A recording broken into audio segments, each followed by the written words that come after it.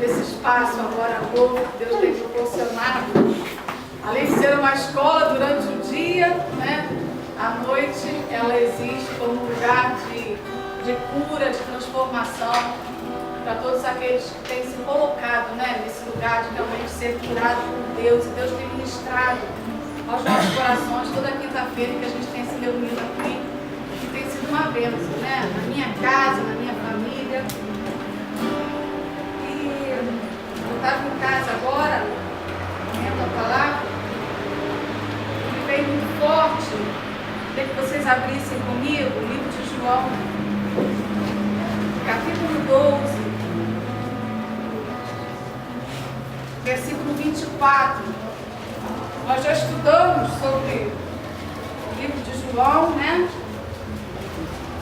E aí, por isso achei interessante a gente estar retomando. Nós não falamos muito sobre isso, mas hoje é muito propício falar sobre isso. Diz assim no versículo 24: na verdade vos digo, se o grão de trigo caindo na terra não morrer, fica ele só, mas se morrer, dá muito fruto. Quem ama a sua vida, perdê-la-á, e quem neste mundo aborrece a sua vida, guardá-la-á para a vida eterna.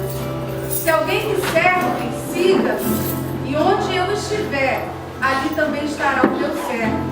E se alguém me servir, meu Pai o honrará. Muito lindo, né, essa palavra. Jesus está nos seus últimos dias aqui na terra e ele reúne os seus discípulos e fala para eles, né? Se o grão de trigo, que na verdade era ele, caindo na terra, não morrer, fica ele só. Mas se ele morrer, ele dá muito fruto. Isso tem a ver, né, com a vida do Dimitri, no aniversário dele. E Jesus, ele já pagou o preço da sua morte para que hoje nós pudéssemos ter vida. Se hoje nós estamos aqui comemorando um aniversário, comemorando a vida, né, mais um ano de vida que Deus tem dado ao Dimitri, porque foi necessário que Jesus viesse, morresse, a morte de cruz, uma morte muito triste, muito vergonhosa naquela época, né? As pessoas matavam, penduravam numa cruz, e ali a cruz ficava 2 dias, as pessoas iam ali, viam Jesus crucificado na cruz. Ele precisou fazer isso para que hoje nós pudéssemos desfrutar de tudo aquilo que a gente tem desfrutado aqui, né, nas quintas-feiras. Deus tem falado conosco, Deus tem trazido para a vida de cada um de nós aqui morte.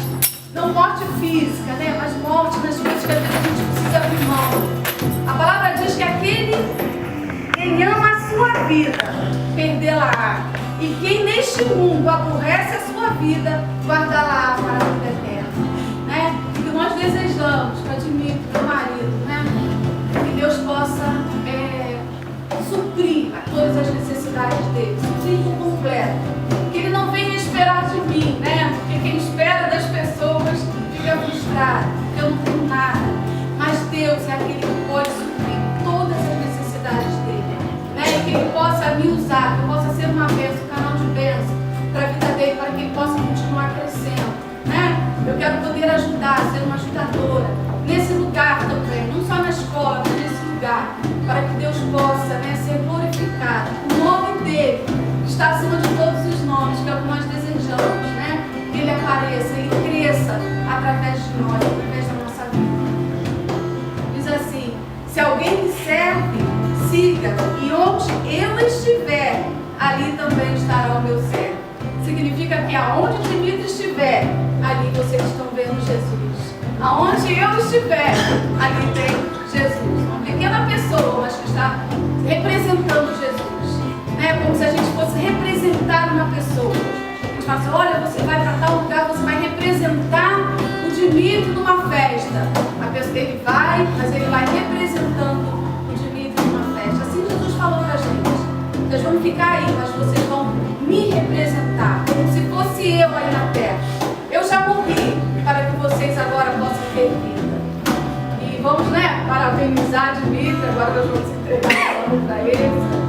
E a gente está muito feliz por esse dia. E eu vou dizer para vocês, se deixar hoje, ele só quer saber da célula, né?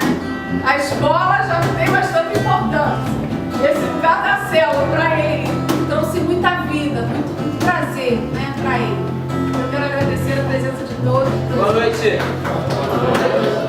A gente olhou o choro 10 vezes ali. Obrigado a todos que vocês fizeram assim comigo, foi muito bacana, bonito, mas e assim, muito feliz por ser reconhecido por vocês, né? Claro que a gente não precisa ser reconhecido por ninguém, mas é claro que quando a gente é reconhecido por pessoas que nós gostamos, e quando percebemos que as pessoas também gostam de nós, isso é muito bom. E eu sou feliz por fazer parte da família que faço, da minha mãe, do meu pai, dos meus irmãos que estão aí hoje. Faltou o Vitor aqui, acho que também não. E o fruto dela, do meu pai, sou eu, né? O meu irmão e com o outro também. E isso deu fruto, Isabelle, o Ida e a Natália.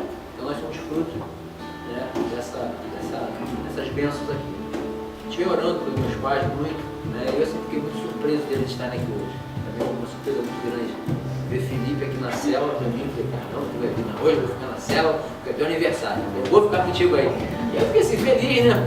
Cara, não tem noção, né? Meu coração fica quando eu vejo um negócio desse. Porque a gente vem orando há muito tempo para que isso aconteça. Porque, na verdade, a gente tem vontade de que ele possa estar junto comigo, meus pais juntos também. Enfim, todos nós que conhecemos Deus, a gente tem vontade que as pessoas fiquem perto de Deus, não é perto da religião, não é perto da igreja, da Assembleia de Deus, da batina, não é disso. Eu falo assim, de ficar perto de Deus, né? Ficar perto de Deus. Porque perto de Deus a gente tem esperança, porque perto de Deus a gente tem fé, porque perto de Deus a gente consegue vencer problemas da nossa vida que às vezes a gente acha que não consegue, que é uma coisa normal. Às vezes tem coisa tão corriqueira na nossa vida que a gente é tão normal que até a gente foi ensinado de uma maneira de achar que aquilo é normal, que a gente vive aquilo como se fosse uma normalidade, mas na verdade aquilo faz um mal terrível. Principalmente nós que somos família, que temos filhos, que somos, né, pais, tem a mãe também da mesma forma. E às vezes são coisas que são ensinadas e a gente tem uma vontade que todo mundo esteja perto de Deus. A gente sente esse desejo no nosso coração. E a gente vem orando. E tive uma experiência muito grande essa semana, né? E eu queria compartilhar com vocês, né? Com os irmãos da fé, né? Minha mãe está aqui, eu não podia deixar de dar esse testemunho aqui com ela na minha frente. Segunda-feira, agora, ela estava chegando em casa, acho que de 8h30 para 9 horas, né? E eu cheguei em casa 8 horas da noite. Paulinho, meu cunhado, ele me chamou para ir à casa dele para fazer um churrasco. Você vai aqui para fazer um churrasco? Aí eu falei, tá bom, Paulinho, eu vou chegar em casa, eu vou subir e vou pro churrasco. Só que quando eu cheguei em casa, eu fui orar. Deu uma vontade de orar e foi uma coisa que eu nunca fiz. Eu fui fazer um devocional, fui ler a palavra e depois disso eu comecei a orar. E eu fiquei aproximadamente 1 hora orando. Era de 8h30, 9h30 mais ou menos, eu estava orando direto. E eu sabia que a mãe estava fora de casa e tal. E aí nesse inteirinho de horas, ela estava chegando em casa. E quando ela chegou em casa, tiraram 3 camaradas dentro de um outro carro, atrás do carro dela, e assaltou ela. Entrou dentro do carro com ela, pediu para que ela fosse para baixo do carro. Ela muito temerosa, pessoas de idade, os caras não tiveram nenhuma pena dela, deram uma coronhada na cabeça dela, ficou com a cabeça inchada demais. Enfim, eu não sabendo de nada. E de repente escutei o alarme tocar, que aí eu acabei de orar, levantei, que esse alarme está tocando. Aí quando eu olhei para baixo, eu vi um tumulto. Quando eu saí dentro do apartamento para saber o que era, aí a vizinha do lado falou assim, pô, sua mãe está sendo assaltada lá embaixo, e nós corremos. E aí quando nós chegamos lá embaixo, minha mãe estava assim muito mal, porque ela tinha recebido uma coronhada, né? Os caras, não sei se foi assalto, tentaram sequestrá-la, enfim, na verdade não aconteceu o sequestro, o assalto, que normalmente as pessoas, eles usurpam da outra pessoa alguma coisa, não levaram dinheiro, não levaram o carro, não levaram a bolsa que estava dentro do carro, enfim, não levaram nada. E aí ela ontem testemunhou uma coisa que eu achei tão importante para minha esposa, que eu queria, não, cadê não, isso é uma coisa tremenda. Ela falou que quando ela olhou para cima da rampa, da onde o carro estava, ela viu um homem de branco descendo.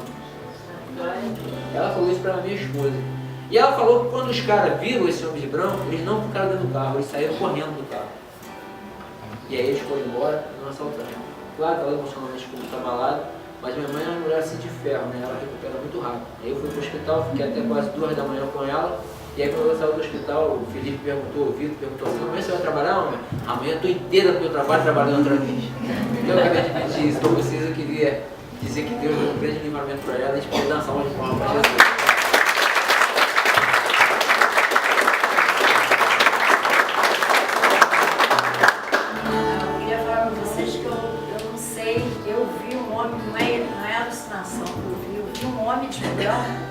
Na minha direção, e os homens saíram do carro como se eles estivessem voando. Eles saíram assim, sem eu.